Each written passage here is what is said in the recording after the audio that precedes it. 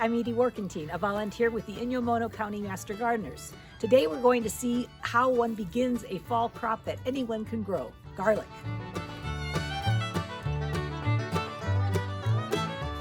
This year our first frost occurred just a few days ago.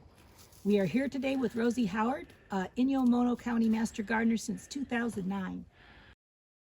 Rosie started to take down her garden over the weekend, and she's going to show us how to prepare to plant garlic and how to plant.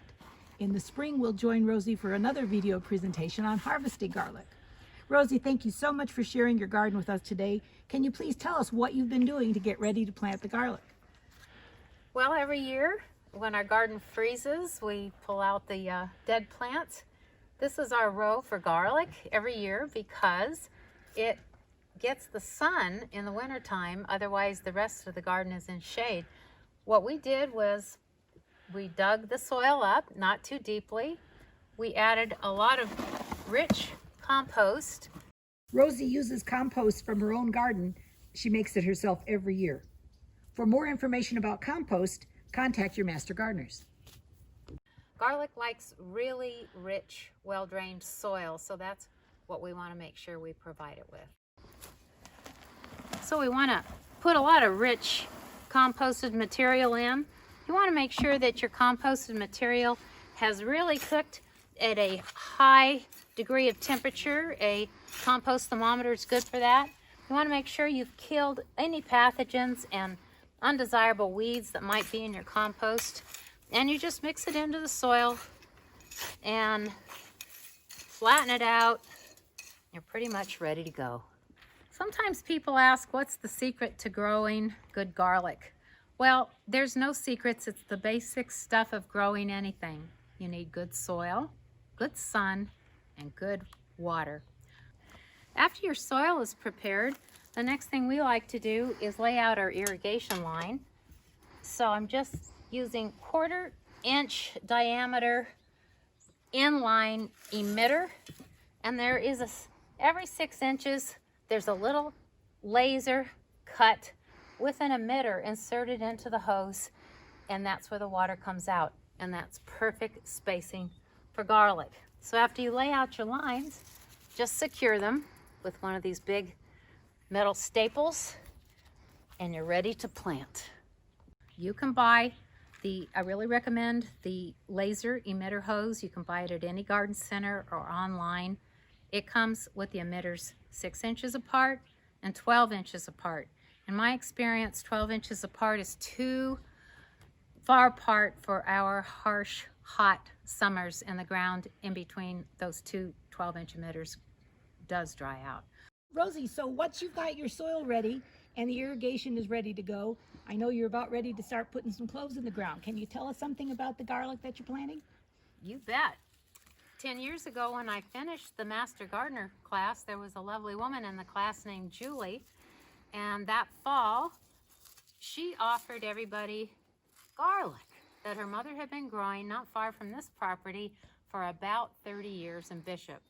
This is a hardneck garlic.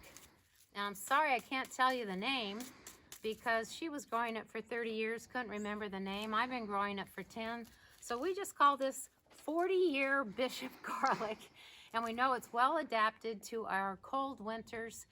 And these were planted last December. So that's the other thing. You can plant garlic anytime from September through, in my opinion, December, because we missed the boat last year. We harvest in May because we need this row for squash because our garden space is limited. This is how big they got from December to May. So when you're ready to plant, you want to break apart your garlic heads. They may have some little shoots coming out already, and that's just fine. The shoots might be this long and green. That's how ours were last December. That's fine. Go ahead and plant them. They're very viable. Hardneck garlic has a hard neck, so you've got to get rid of that centerpiece sooner or later. But then you just break it apart with your fingers, and you end up with a nice clove. The pointed end gets planted up and the flat end down because that's where the new roots grow. You want to watch out for a couple of things. Some of your cloves might be a bit dried out and desiccated. like this one. I can pinch this entire end and there's nothing there. It's all dried up. It's probably dead and not going to be a viable clove. So you just toss that one out. So we stored this garlic from May to November. This is the first week of November. In a cardboard box underneath our stairs. It's a dark, cool place. And as you can see, it was a pretty good spot because most of these haven't sprouted, and I prefer to plant them before they sprout, but again, it doesn't matter. Where do you get your garlic? Well, if you have a neighbor or ask a local master gardener if they have any garlic to spare, I really recommend that because you know the garlic that they've been growing for years is tried and true for your area. Otherwise, you can order garlic, hardneck or softneck, from any reputable garden seed catalog place online. I like hardneck garlic. This particular garlic stores well, tastes really good when you cook it, and produces a lovely crop that I have grown to love in the last 10 years. Go. Well, Rosie, now that you've got your garlic ready to plant, what do you do next? Well, this is the method I've devised because it's easy and quick for me. You want to plant your garlic 2 inches deep in the soil, about 6 inches apart in a row, and you want your rows anywhere from 12 to 18 inches apart. I kind of fudge. This is about a little under 3 feet, the depth of my row, or the width rather, and I plant 3 rows. One here, one in the center between the 2 emitter lines, and one over there, and we always have great results. I'd like to use a Sharpie and a stick. I just mark what I think is about 2 inches,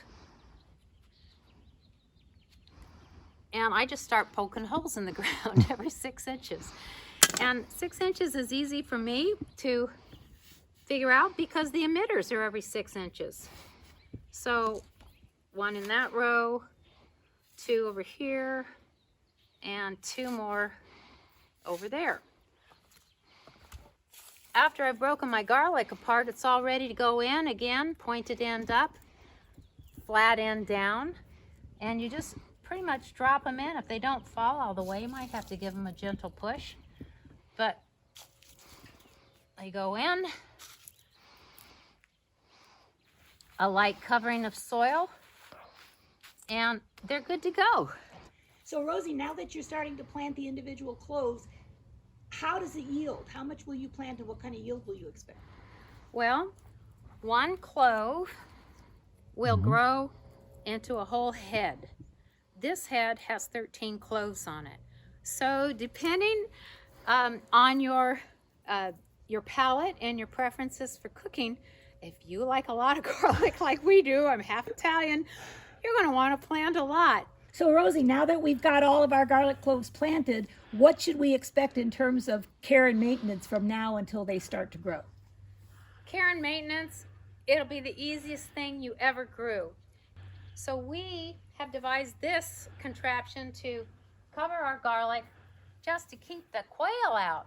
The quail think garlic shoots are salad, and they love it. As soon as the green shoot starts coming up out of the ground, they eat it because it's tender and lovely. So this is how we keep them out. The only other thing you have to do now is water it.